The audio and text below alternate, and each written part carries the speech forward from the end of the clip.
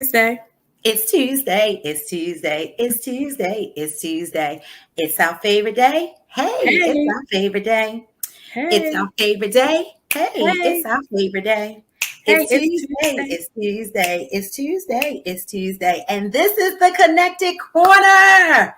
Woo! Put your virtual hands together, guys. We are so excited to be back with you again. Another amazing Tuesday.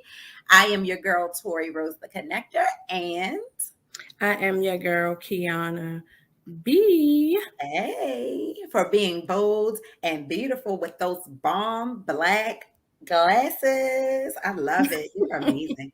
So, guys, listen, we have been for the last few weeks talking about the education of Black men in America, the value of higher education. This is part 5. We're actually getting sad because we're coming to the end of the series, but oh my goodness, it's like each week it's just boom, dynamic. Boom, dynamic, boom, dynamic. And so we are hoping that you stay connected to this series. If you haven't, you can still go to YouTube, go back and watch them. Make sure you subscribe to our channel at The Connected Corner. It's all phonetically spelled, right, Key? We like crazy letters, but there's no weird K's or C's, just The Connected Corner phonetically. Type it in, make sure you hit subscribe. And then also go up to the bell and get notified when we go live. Also follow us on Facebook and Instagram. Yes, yes, yes. Thank you. You're And welcome. we are excited. And we also want to give a shout out to our media partner, Radio on Fire. And so, again, I think I've been saying this, we're coming to the end of 2021, Yeah. right? We have less than 60 days, what about 45 days or so left to the year. And so, it's exciting. I don't know if anybody else, but hopefully you guys are making your plans and thinking about what you want to do, not just to celebrate the holidays, but what does 2022 look like for you? Yes. And hopefully you're thinking about that. And we will celebrate 3 years of the Connector Corner next year. Woo, I can't believe it. I know. So we're excited about that. So thank you to our media partner, Ready on Fire. Yes. Also, we were also on Nicotine Media for some time on that platform. And so we're just thankful for those support. But you guys, you can look and find some of our previous shows. If you have not been connected and you're just getting connected in 2020, or, that you can go back and see some of our older shows on the Radio on Fire, YouTube. And so, yeah, we're excited about that. And so we want to just give a shout out to Radio on Fire and Diamond K. There. And he has a new single out. And if you guys haven't checked it out, I think it's on all media music streaming platforms. So you can type in Diamond K and check it out. And it's really dope. And it's a good one, y'all. I know you guys may think, what's she talking about? But you want to go check it out. And it's uplifting. And if you're feeling kind of low or feeling kind of sad, you listen to this song, it's going to get your shoulders moving. And it's going to be like, Holy Spirit, activate. Holy Spirit, activate. So it's definitely a change.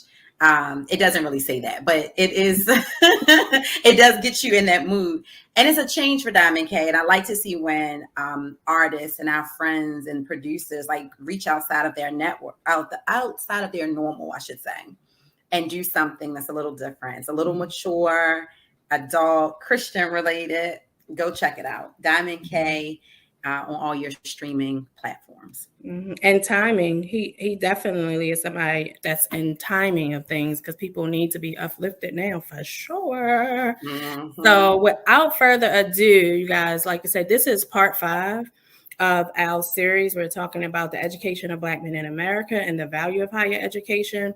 And so, again, go back and watch the previous episodes 1 through 4 if you haven't, because it will make you want to learn more, make you want to know more, because each week it just gets more and more dynamic. And so we want to bring you guys news and resources you can use. And so tonight's guest we have is the amazing Marvin Lewis Tiller Jr. I'm going to say it all right. So Marvin Lewis Tiller Jr., Marvin L. Tiller Jr., or Marvin Tiller Jr., Marvin Tiller, or Marvin. Like, ooh, okay. He is a brother. He is our friend, and he is a blessed man. And we cannot wait to hear from him. Yeah. So you guys, we are going to bring him forth, but just a little, just understanding he's a Baltimore native, educated in Baltimore City Public Schools, works in Baltimore City Public Schools now, giving back right to the same school system that he was raised in. He's also Reverend Tiller. And so he answered his calling. Get it right. And we're going to talk about all of that when he did his first sermon, because all of that is so relevant into what we're doing and what we're talking about, right? And so we want to bring forth, and y'all give a Connected Corner welcome. Drop your hand claps and all of that in the chat and say hello and welcome to the Connected Corner, Mr. Marvin Tiller. Hey. Good evening. Good evening. How are you all doing? Good. Ooh, you got that good, like, ooh, that little voice. Like, yeah, you can tell. I'm glad I let the people know this Robin Tiller, because you got that. You can feel it. You heard the offering voice. Okay, I almost slid you my ties that quick. Wait. Offering voice. Welcome, Doc. Man. Welcome. Glad to be here. Yeah. Ooh, so you have a robust bio. We didn't want to steal the thunder. Is there anything else you want to share with the people who are like, who's this man that they so happy about? Tell us a little bit more about yourself. I am a proud graduate of Shaw University, the oldest HBCU in the South. Graduated from there in 2011, magna cum laude. Praise the Lord. Currently, I am working on my Doctor of Education degree in Educational Leadership and Management from Capella University. I serve as the Library Media Specialist at the Excel Academy at Francis M. Wood High School. Shout out to my colleagues and my principal. I'm a proud member of Phi Beta Sigma Fraternity Incorporated. Shout out to my brothers of Phi Beta Sigma. That's all. I preached my initial sermon in 1998. And I've been in ministry for a long time. I'm young, but I've been in ministry for a long time, since my childhood. Started off as a musician, then working my way into ministry as a youth leader, then eventually got ordained. Actually, I got ordained 3 days or so before my junior prom, so that was pretty cool. That was pretty dope.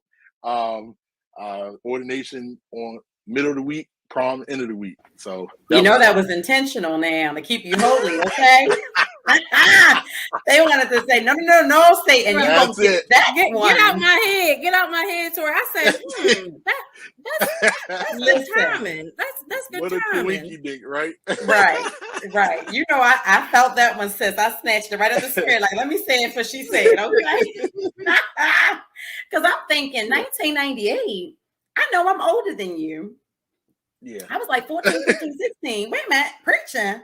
Lord have mercy. I was 8 when I did my initial sermon, and I was, a junior in high school when I got ordained, and so the Lord sent you tonight not to talk about education, but to tell me stop playing. Okay, I hear you, Jesus. Come on. Look, when I was looking, I was like the years. I was so confused. I was like 80.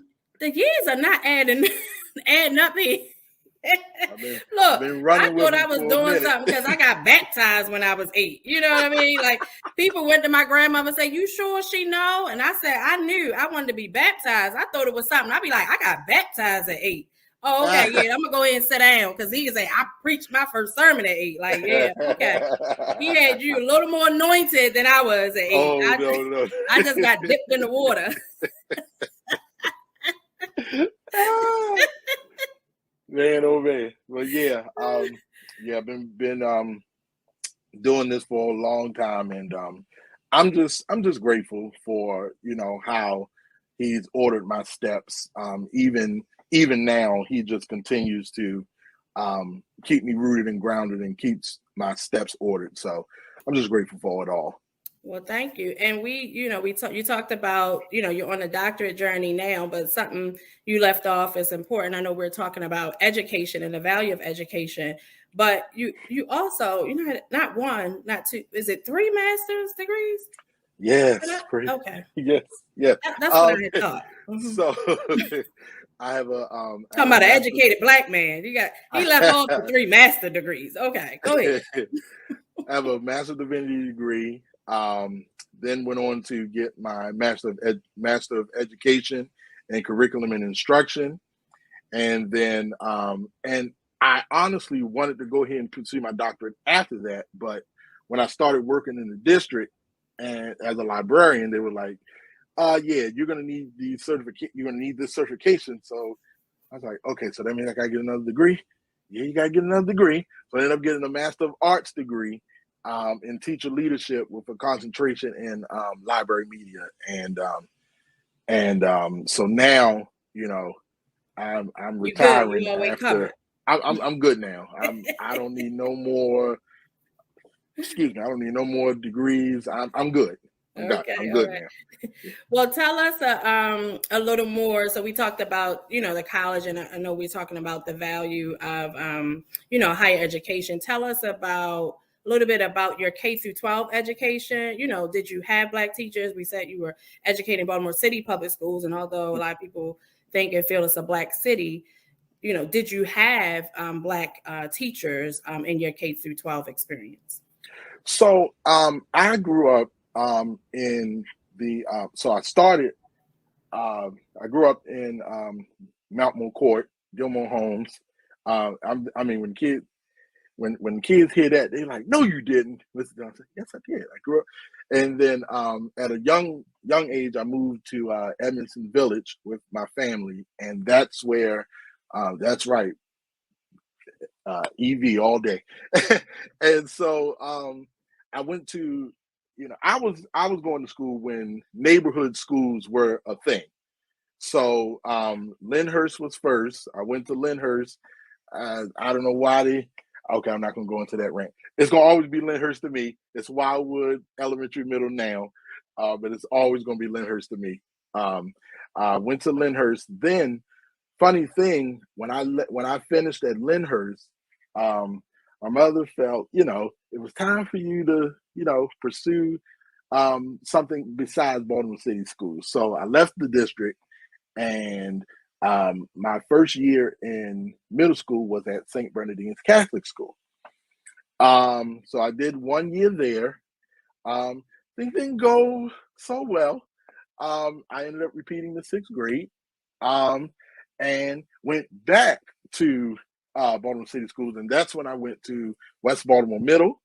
And that's where my love for, I started playing instruments in church, but that's when I started to really understand music, and met one of my first mentors, Dr. Betty McLeod. She was the band director at West Baltimore Middle School. She is a forever mentor. I just love her, honor her. So did 3 years there, and then went to Edmondson Westside High School. My class was the first class to transition from the Redskin to the Red Storm. So that was a significant transition. And there I met my other mentor, Mr. Stanley Brown, who retired last year. So I went to all of my area schools, and I only had 2 white teachers. All of my other teachers from elementary up into high school were Black. I think my 3rd grade teacher was Miss Mosier. She was white. And then my 6th grade homeroom teacher, Miss Carnero, was white. But all of my other teachers that I've dealt with were Black. So that was really significant for me. Wow. I mean, and that's definitely a different level of representation. So we are a number of shows in the series that has not been everybody's experience.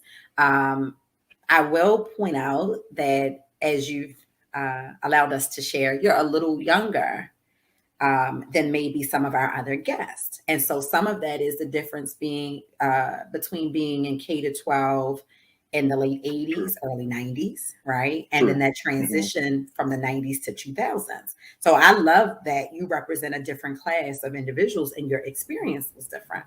But let me ask you, of those multiple African American teachers, how many were Black males? Now that is, I think the only, okay, so I can think of two.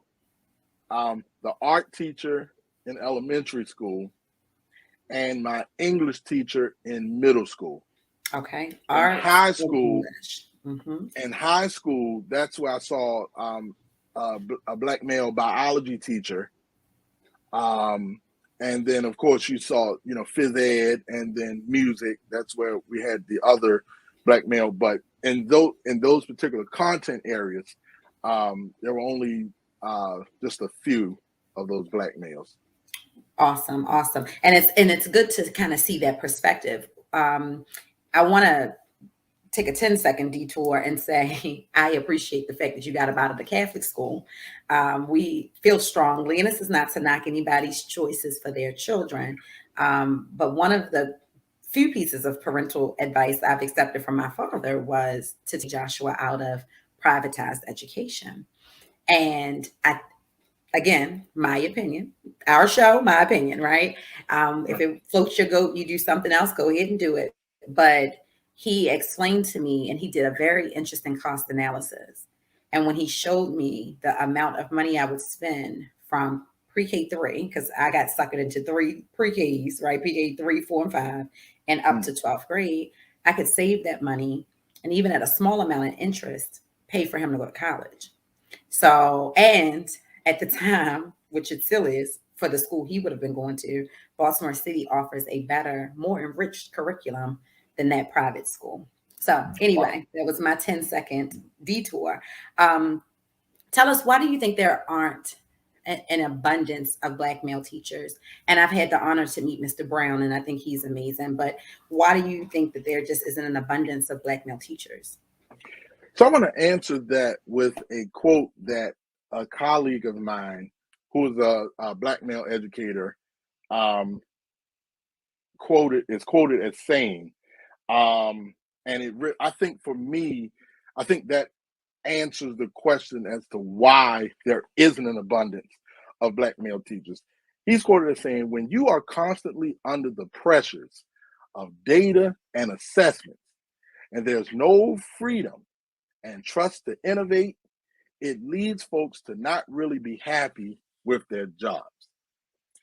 And so I believe, and my opinion, I'm of the opinion that I think that with the state of education and where it is now, I really don't believe there is much of a motivation, especially for the Black male, to really pursue a teaching profession in the long run, because of the stress and the oftentimes toxicity that comes with the job. It can be very challenging, very frustrating. So many changes can happen, and so many pivots are happening that you have to make adjustments off the fly, and it can be a lot. And so I think oftentimes we just some just cannot handle that level of stress, and I think I think for them, it's just like, I can do something else that probably won't be as stressful as this is. And the sad reality is, I saw a statistic earlier where there are only like 2% of Black male educators, and that's unfortunate, because in other articles, I've read about and heard about, Black male educators help.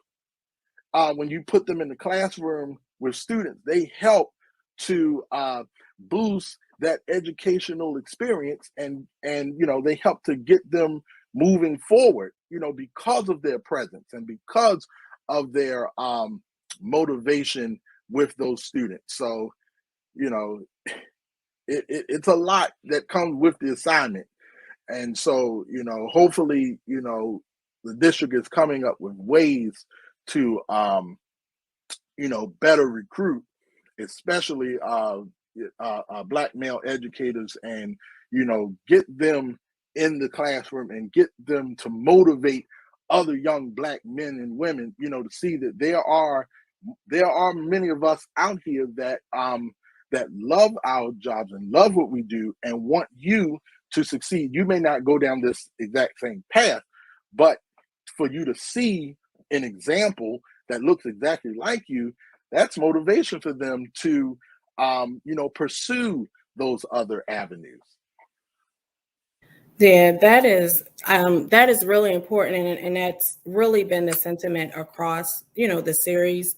Some of really much the same kind of issues as to why, but I like the fact that everyone has kind of spoken to it from a different perspective and angle, and there have been some different thoughts, processes, and school of thoughts on why, even if some of the reasons why are very similar. I think it's those basic things that we understand, why, Black males are not going into education, and why people aren't. I mean, really, there's coming to be a shortage of it, because there's not recruitment for it. There's not motivating going in it. They think teachers don't make any money, like all of these other reasons, but specifically added on to all the other reasons why everybody else doesn't want to go into education.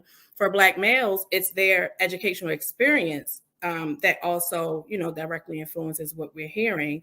Going back to something Tori was saying about the years, and looking at, as we're moving forward, there are definitely more Black educators, and sometimes still the percentage is low, but it is definitely more over the years, because many of the schools that you talked about, I went to West Baltimore Middle. Miss McLeod was also my band teacher. I played clarinet. And so when you said that, it really I was like, oh my gosh, I haven't heard that name in so long.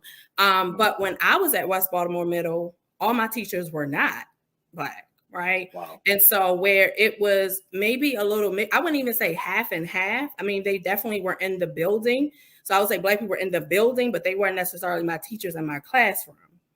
And so, looking at who was actually, teachers in the classroom, like you said, it might have been your physical education teacher, which I actually didn't even have a chance to take in middle school, but okay, I took Latin for my elective. All right. Right. But, when you look at, like you said, it seems to be there in specific disciplines. If the Black male teachers are in the building. And so I think it does change over the years, and it's, got a little more prevalent, but there still is not enough percentage wise of that. And so when you're looking at, looking at that experience, you talked about, you went to Shaw, so you went to a HBCU. Was that a choice, a direct choice, that you wanted to attend an HBCU? And then did you understand the historical value or the importance of, attending your college? So my going to Shaw is I swear I'm going to write a memoir one day, later in life. That's going to definitely be a chapter in that memoir, my testimony of how I got to Shaw. It's definitely so. To make a long story short, my SAT score was not great. It was not great. And so I had senior year at Edmonton. I had my heart set. I said, okay, my plan is I'm going to go to CCBC for a couple of years. And then I'm going to transfer to Towson, and finish out, get the little AA at CCBC, then go to Towson and finish out. This is why I was mentioning my mentors in middle school, but in this particular case, Mr. Brown, my high school mentor, band director, frat brother, just an amazing, amazing individual. He told me, he said, look, there's nothing wrong with going to community college. Nothing wrong with, staying here in Baltimore and getting your education. But you have the ability to go outside of these walls of this city and make something of yourself. Don't know if that's exactly what he said, but it was something along that line. And so he said, okay, I'm going to set you up on for audition, because I played, so middle school, I played drums. That's where I was a drummer extraordinaire. When I got to high school, I didn't want to play drums, but got coerced into joining the band class and ended up playing the tuba. So I played the tuba, loved it. I marched with the Ravens band for 3 years, playing the tuba. Just a little side thing. But he set me up with an audition with a band director at Shaw University. And, he said, send us your information, send us application, all that good stuff. And, so long story short, submitted my application, didn't hear anything. And mind you, I'm at CCBC, going to the orientations, doing all I need to do to start my classes at CCBC. I go to my grandmother's house on a Wednesday. To this day, I do not know how this lady got my grandmother's number. I do not know, and God rest her soul, she passed a few years ago, but I do not know how she got this number. So I got a call from my grandmother, from Shaw, at my grandmother's house on a Wednesday, saying, you need to report. This is your call reminding you need to report to your band camp this coming Saturday. I said, does that mean I got accepted into Shaw? She said, your name is on this housing list, so that means that must mean something. So now this is Wednesday. I have to be there Saturday. Don't know. I've never been to college. Don't know how to pack or anything. So family scraped up some money. The Greyhound was my friend at least the first 3 years of my time at Shaw. Got some money, got a Greyhound. I literally packed. This is no lie. I literally packed. Now if you've taken children to college, you're packing to keep them down there. I literally went down there with one suitcase, maybe a few days worth of clothes, a Bible, a Strong's Concordance, and a pack of applesauce. I kid you not. That's what I went down there with. I was totally underprepared to go to Shaw. And so I went, participated in the band camp. Things didn't sort of go as planned. And so I had an issue or injury of some sort with my leg, and I just was not feeling it. So I went home. I dropped my classes. I went home. I'm thinking, okay, if you drop your classes, you withdrawn from the university. That wasn't the case. Went home. The band director called me while I was home and said, your scholarship is still here. Just come on back down. So I better prepared myself to go down there. But then on the bus ride, I literally heard the Lord say, you ain't down here for band. You are not down here to be in no band. I need you to get your academics up. This school has given you an opportunity to make something better of yourself, because your grades were decent, but they weren't perfect, And so I need you to bounce back. And so I'm like, this man he's coming. I'm on this bus with the assumption that I'm going to be reporting to his office to report to band. I need you to tell this man, you're not playing in the band. You're done. So had that conversation with him, told him, that, I wasn't going to be in the band. He said, he gave me that conversation. Well, you're going to lose the scholarship is $7,500. You're going to lose that. And, I don't know what to tell you, but I wish you the best of luck. So, long story short, the Lord allowed me to stay there. And it wasn't until late into my freshman year that I understood what I was getting myself into. Those freshman studies classes were amazing at telling the history of Shaw University. So I really didn't, that first couple months there, I'm in a totally different city, totally different state. I don't know what's going on. I'm seeing all these people on the yard for this thing called homecoming. What is that? I don't, why all these people on the yard? I'm trying to go to the cafeteria. Like, I can't get nowhere, so it wasn't until late into my freshman year that I understood that you are a part of something that is historic. The first HBCU in the South. Most of your North Carolina colleges, Central, Elizabeth City State, Fayetteville State, their founding presidents attended classes at Shaw. Ella Baker, in 1960, founded the SNCC, Student Nonviolent Coordinating Committee. It was birthed out of Shaw. North Carolina A&T, their first classes were on the campus of Shaw University. So much history, so much relevance. And it was then where I understood I am a part of something that is going to benefit me for the rest of my existence.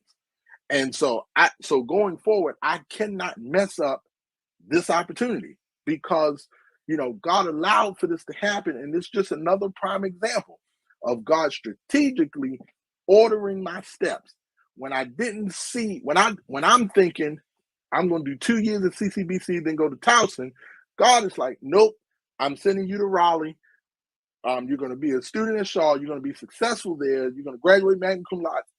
It was just, he is just amazing. So, well, my God, so let me just I'm gonna throw a flag on the plate real quick. I moved that in your house, whatever that was that fell. I said, Lord, move, Lord, all around them. And it started falling. That's why I looked like, okay, I got more power than I knew. Anyway, listen, guys, if you are not subscribed to our channel, make sure you subscribe today.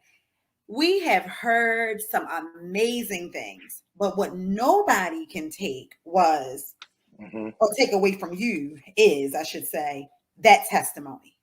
Because you have to hear, this is a student from the inner city of Baltimore, has never lived outside of Baltimore, who has gone to another state on an opportunity crafted by God to put his life on a path, a specific strategic trajectory. This is why we're doing this.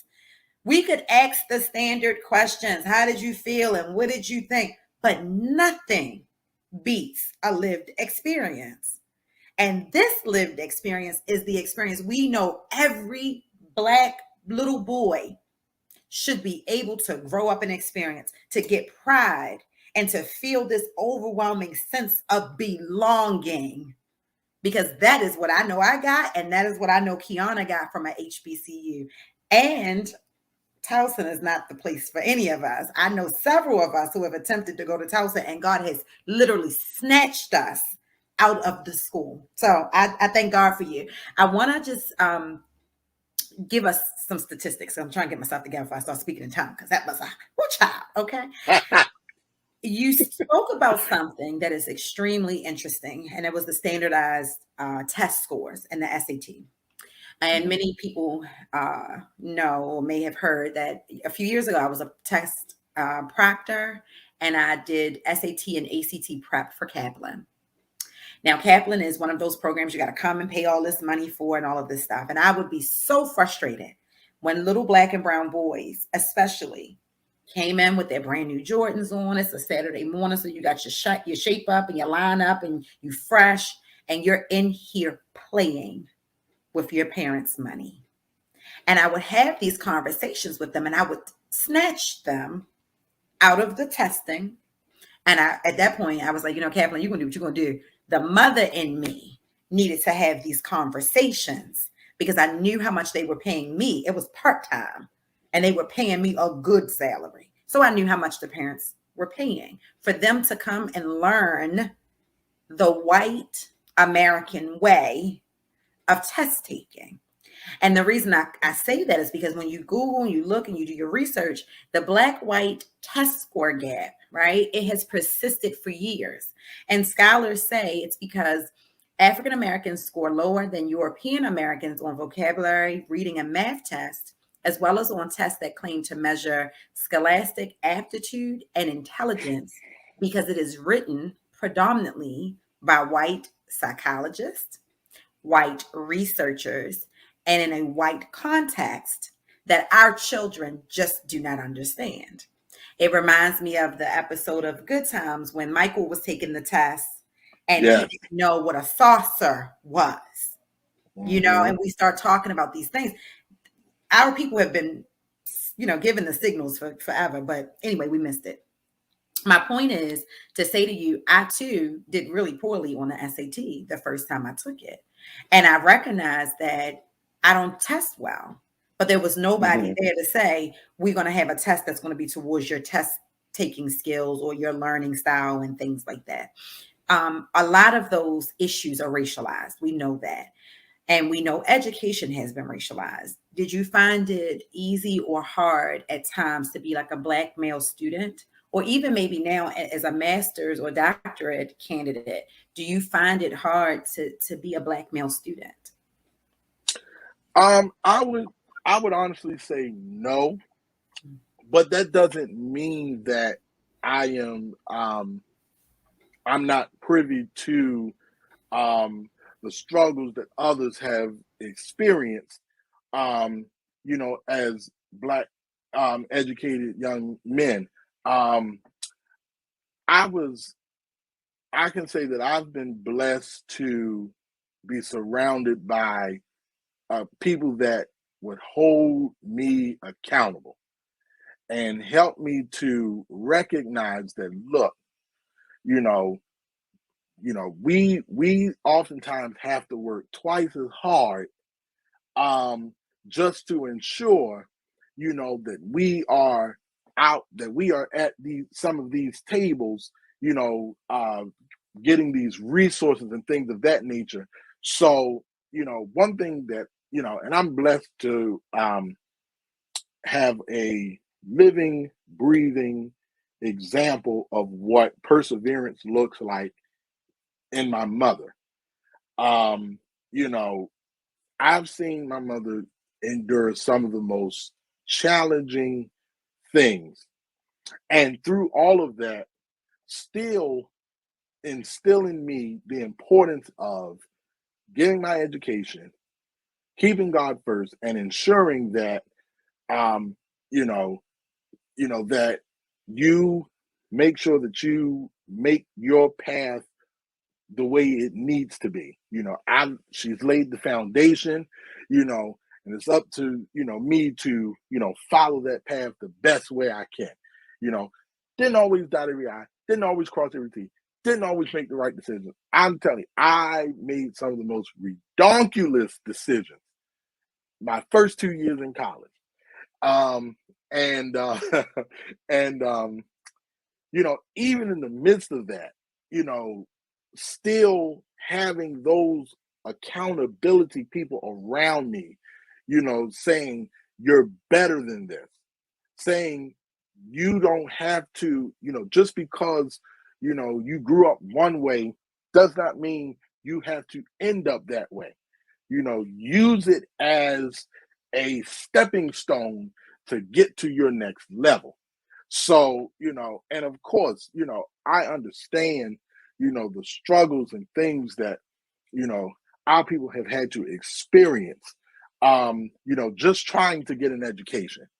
And so, it was important for me to, understand that and also instill in the students that I've been blessed to teach,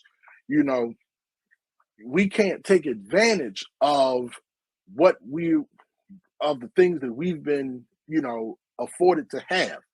We have to be able to utilize the resources that we've been afforded to have and allow those resources to take us even further than where we are now. So I've been, blessed to have those accountability partners around me in my life and in my educational journey.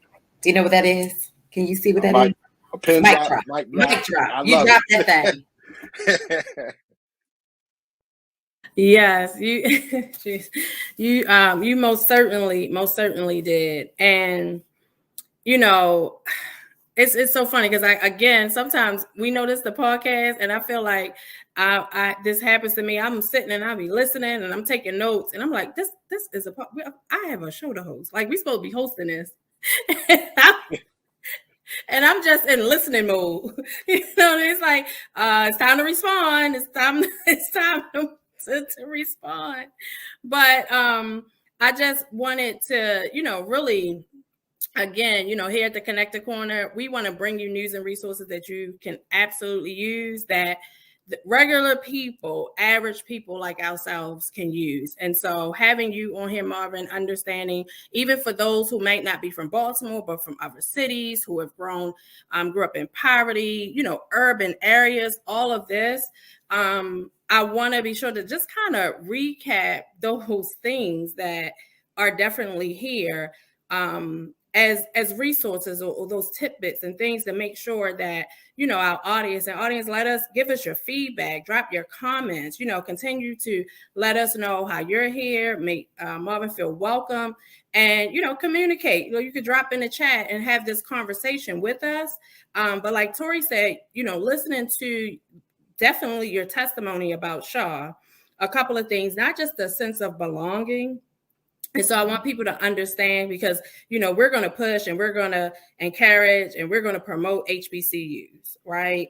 And if other choices are made because for whatever reasons that was, best choices or whatever your family decides, there's no knock. I mean, we want our kids to go and get education, but understanding what they get from an HBCU, they are not going to get at a predominantly white institution. I don't care how you try to swing it. I don't care how much money are they throwing at you. I don't care what it is that they're doing.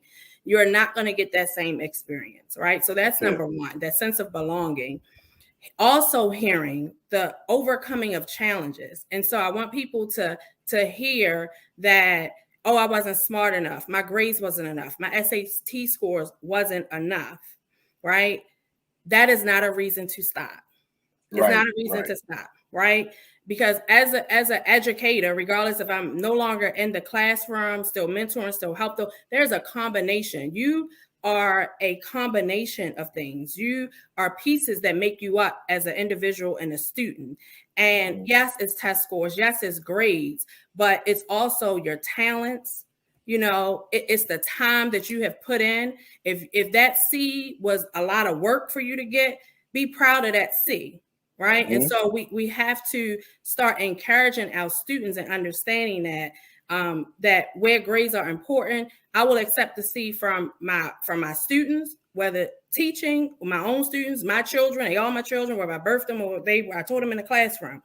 If you did your all for that. Right. And so you want to make sure that students understand it, and you don't feel that because you were not an A or B student and you didn't get the highest SAT or ACT scores, that college is not on the plot for you to do. So you overcame those challenges, getting out of where you are. Like Tori said, going to Baltimore, getting away, going somewhere different, accepting that challenge that you went unprepared the first time, right? With just your thing of applesauce and a few things and a couple outfits on the Greyhound, right?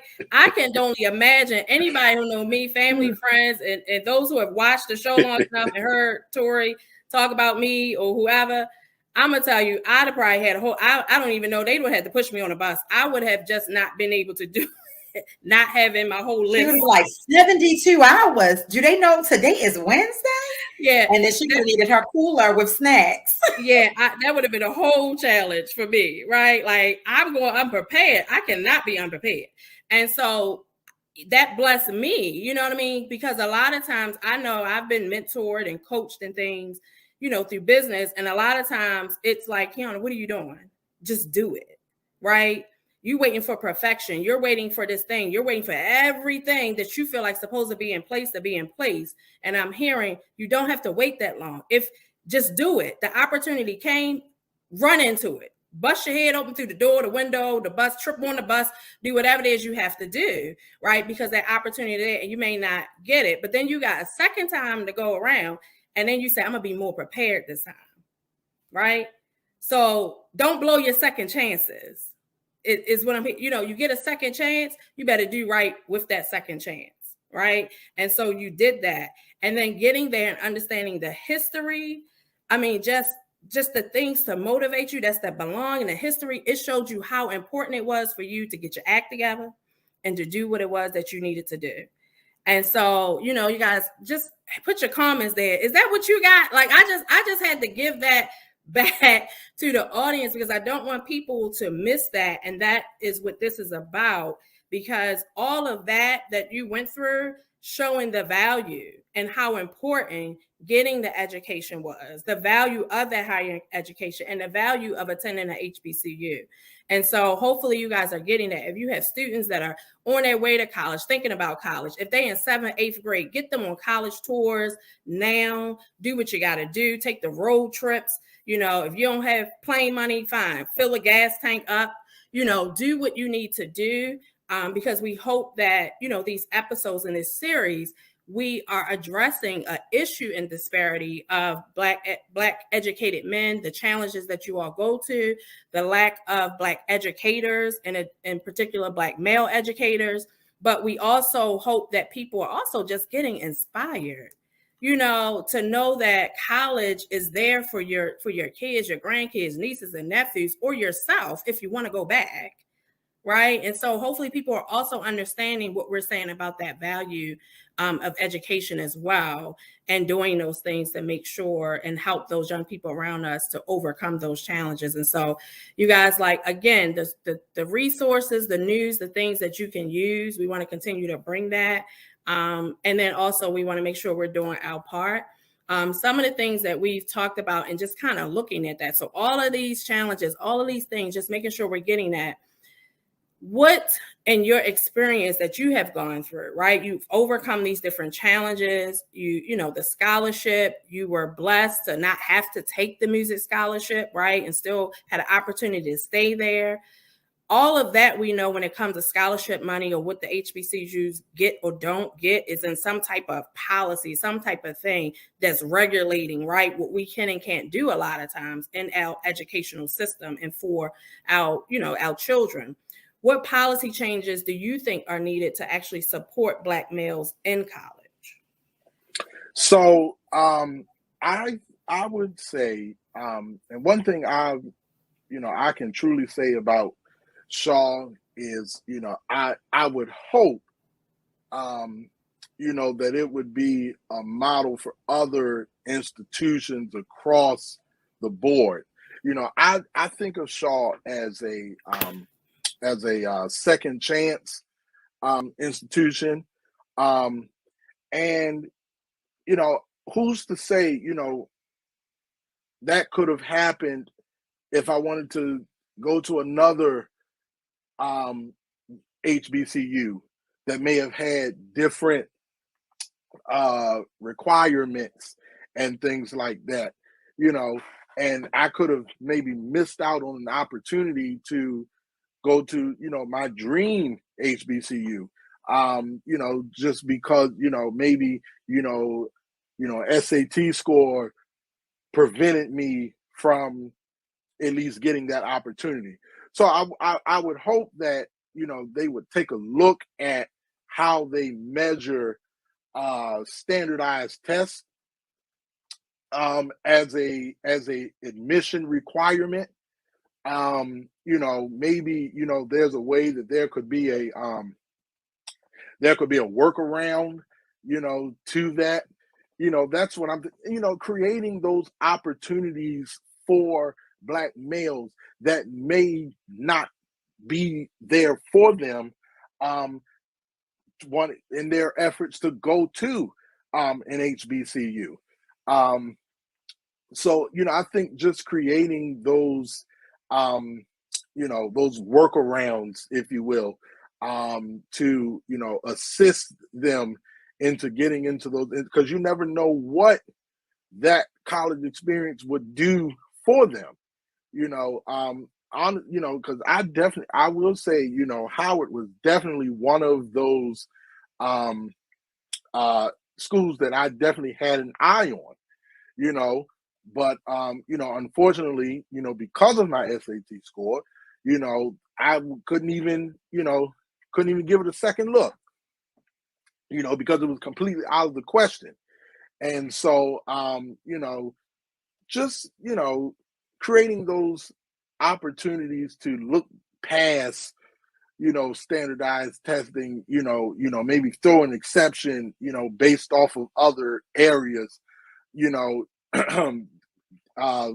that could be something, that could be worked in. So that's kind of where I was thinking with that.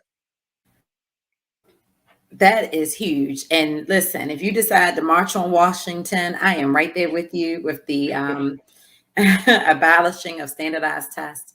I think my disdain for it is also professionally rooted, not just morally and consciously rooted, but as a history teacher, ninth and 10th grade, we're preparing for the HSAs.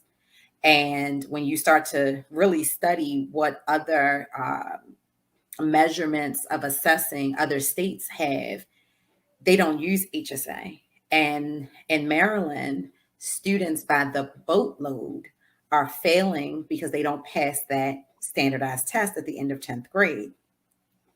Here I am now meeting your ninth graders who don't know how to write well, because up until 7th and 8th grade, they're being told just get their thoughts out. We'll worry about the spelling and the grammatical things later. They don't see themselves in history because their parents don't talk about it. The parents don't want to talk about voting or policies or discrimination or anything at home because they're overwhelmed. I'm not even going to say they're disinterested. Social media has us all beat up and beat down. We're tired. So when we get home, I don't want to talk to my kid about 1621 was the first Thanksgiving, but are we really celebrating Thanksgiving? What we thankful about? Let's talk about how you would feel if we went on vacation and came home and somebody had moved up in your house. Let's talk about, that's the conversation. I'm tired. I don't feel like having these conversations. So anyway, I digress. I think that if you decide to fight that fight, you can count on me. You got both our phone numbers, and Kiana will be right there too, because she like action. I wanted to ask you a quick question. I know we're coming down to our time. And it's a two-parter.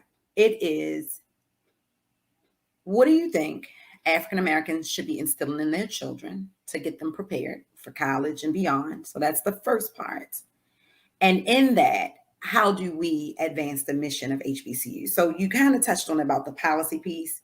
We can tie that in to our sense of community and responsibility to our kids. Yeah. So there's a few things. Number one, discipline. Number two, accountability. And also recognizing, as I sort of alluded to earlier, that nothing is handed to us. And that, whatever we need to do, whatever we need to go after, we need to work hard to go after those things. One of the things that I've noticed is that there is not a lot of, well, I'll just say, discipline and accountability are just dirty words in this day and time. Nobody wants to be held accountable.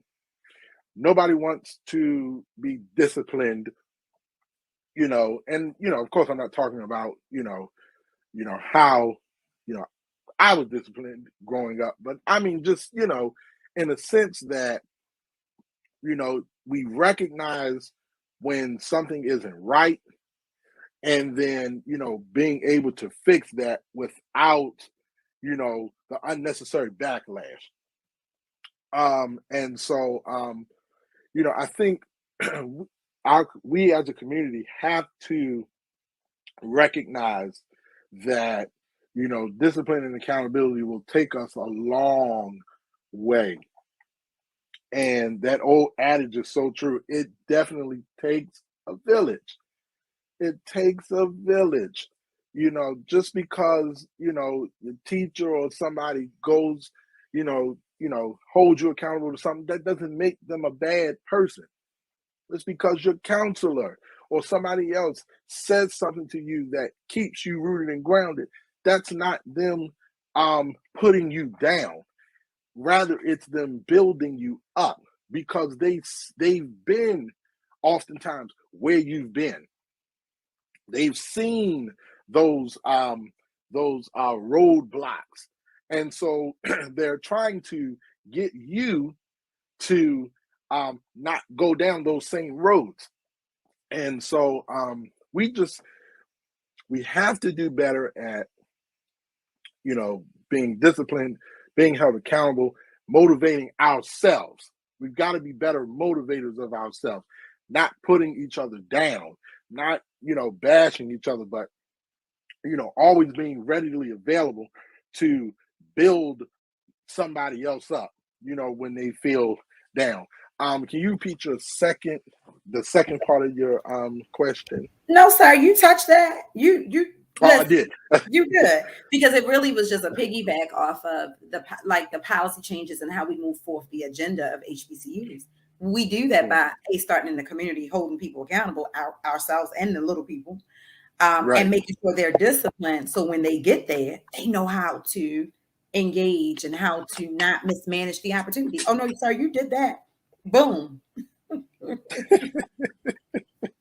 Right. And I want to make sure I got your quote correctly, because I saw Tori writing a note. Discipline and accountability are dirty words during this day and time.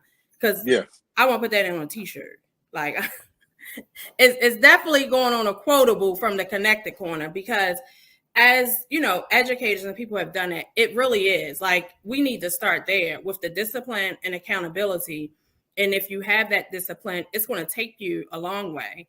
And if you hold yourself accountable and allow other people to hold you accountable for your goals, for the things that you're supposed to do, that is also going to get us further along that way, right? That's so, even Torna, we give each other permission to check the other when we are off course, if our language and our words are not positive, if because we're human, right? And so you have to give those people permission, because we're human. We're gonna be like, girl, today I'm ready to go. I'm ready to put my letter in. I'm tired. I don't want to do this. These people getting on my nerves. Whatever it may be, we're human. And so you have to have those accountability partners and start out with giving them that permission to check you, for you to check them, because we got to get back in alignment and get the discipline back in order. So thank you for that. And so we are down there to the end, but we want to do our key questions. And so everybody said, oh, I didn't know about this. So it's a little fun part of our segment. And it's a rapid fire question. You have 2 minutes, and we have a little handy dandy timer here for you. So it's 2 minutes to answer 3 questions. And then once I'll start the timer after I read the first question. And so the object is to answer all 3 questions before your timer runs out. Right. All right. So look, he's like, I'm ready. The Reverend is ready. The Reverend is ready.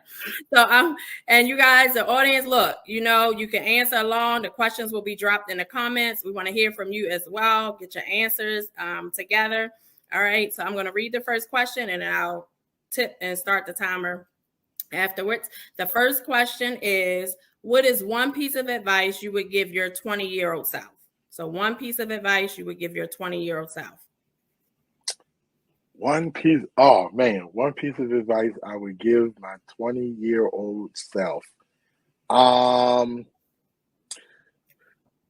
No is a complete sentence. That's a good one. Look, that's a good one. That's a good one. All right. Okay. Number 2, how do you know you're walking in your purpose? I know this is going to be a good one. You don't forget, look at the timer, Reverend. Look at the timer. How do you know? How do you know you're walking in your purpose? Because even in the midst of the challenges that I'm facing, they're all still evidence that the steps of a good man are ordered by the Lord. There you go. I knew it. I knew it was going to go ahead, y'all. Y'all got that. Get that script. Get that, y'all. And number 3, what is one thing you want people to take away from this episode? Oh man, I was gonna say sugar goes in grit. No, one thing I would want them to take away is, don't ignore the signs. Don't ignore the signs. Always remember that no matter what you face, just remember that, when you can't see his hand, know that he's guiding you, and that, even when, things go awry and you have to pivot, know that he is guiding you, and that my life is a living example of when you put God first and when you trust him to order your steps, even when you can't see the staircase, know that he is right there with his hand out. And we're gonna drop the mic with your 30 seconds left. Go ahead, Pastor. I'm be honest. I didn't know if you was gonna be able to do it. Because I didn't know if the spirit was gonna hit you. You was gonna go into preaching mode. I wasn't sure. Oh, yeah, little. I don't know how I knew he was gonna say that too. But I'm gonna be transparent. I was like, oh, he got it. He did it. You did it. And listen, they were great answers. We appreciate it. We do. Y'all get that. Get those answers. And he said it on the slide, but sugar go in grits. Make sure we get that. It definitely goes in this family. It is sugar, butter, a little bit, maybe salt and pepper, but it's definitely sugar and butter. But okay. We didn't miss that. We didn't miss that at all. I heard that. Sugar going grits. Sugar going spaghetti in this family. Oh, we got some sugars in the thing. Oh my goodness. This has been so delightful. I am going to text. He's actually your frat brother, and my second other father, Dr. Reginald Johnson, who is a Sigma man. I don't know if you know him. Do you know him? That's Cornerstone, right? Oh, you know him. Mm-hmm. That's my brother. And I'm gonna text him and say, hey Dad, why didn't you go ahead and let me do my trial sermon before Trent and Maya? I could have been doing mine at 13. I would text him. But listen, this has been dynamic. We are grateful for your brotherhood. We're grateful for your spirit and for your life. We're most of all grateful for you just being an ever-present reminder of how faithful God is. So these opportunities allow us to get to know things that we didn't even know. I didn't know a lot of this, and mind blown. Personally, I'm going to take away, no is a complete sentence. So you'll be seeing that posted this week. Thank you, Lord. And y'all can go ahead and cash out the good reverend for that one. Sow a seed on it. Tell us the name of your church. Tell us where can we find you, and how can the audience get connected to you? So I am at New Commandment Church. My aunt, Ruth E. Johnson, serves as the pastor. You can find me on all social media platforms at Rev M.L. Tiller Jr. Mm-hmm. I am very active on social media. Sometimes, social media is a blessing and a curse, but I thank God for it, because it definitely connects me, with friends and family, and I've just been blessed by it. So let's connect. I would love to have you as a friend. Oh, and we love the overusage of the word connect here at the Connected Corner. Guys, and I especially love it. It's so corny for me, but I love it. So I'm Tori Rose, the Connector. Find me on Instagram or Facebook, and also make sure you get connected to us on Instagram and Facebook at the Connected Corner. Kiana, how can we find you? You can find me on all social media platforms, IG, Facebook, Twitter, LinkedIn, all of those at Kiana B. Jones. And you guys, make sure you subscribe to the YouTube. You enjoyed this episode. This is part 5 of our series. Go back and watch part 1 through 4. And we got part 6 coming for you next week. So subscribe, hit a bell so you get notified when we are going live broadcasting news and resources that you can actually use. And we want you to use them. Also, we want to say a very special shout out to all of the veterans, or if you're my other people, you say veterans. Either way, however you say it, we love and adore you. We thank you guys so much for your sacrifice and your commitment to this country. Be it flawed, it is the country we have. So we thank you for putting your life on the line for us and our liberties. Also, that is Thursday. So any federal government people watching, you off. Enjoy yourself. Take a nap. Go to the spa. You earned it. You deserve it. Guys, be sure to tune in every Tuesday, 8 p.m. here at the Connected Corner. And y'all be safe. Peace. And before I want to go, tomorrow's my daddy's birthday. Happy 65th birthday, Mr. Gary Jones. Happy birthday.